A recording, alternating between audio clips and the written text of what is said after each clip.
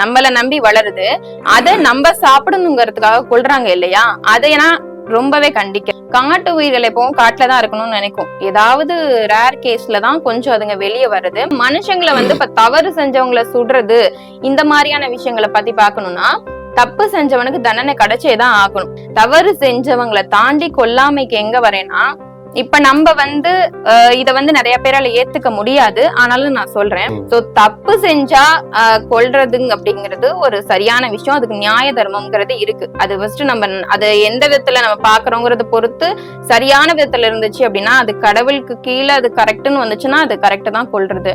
But ஆனா நான் சொல்ல வந்தது விலங்குகளை, இப்ப எக்ஸாம்பிள் ஒரு கோழி, ஆடு, இது எந்த தவறுமே செய்யல, நம்மள நம்பி வளருது, அதை நம்ம சாப்பிடணுங்கிறதுக்காக கொல்றாங்க இல்லையா? அதை நான் ரொம்பவே கண்டிக்கிறேன்.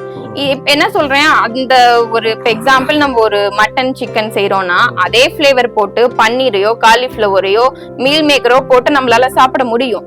ஆனா மக்கள் அந்த உயிரை கொன்னுதான் சாப்பிடணும்னு நினைக்கிற தாட்டு என்னைக்கு அவங்கள்ட்ட இருந்து போகும்னு எனக்கு தெரியல. இத நான் மட்டும் சொல்ல கிடையாது.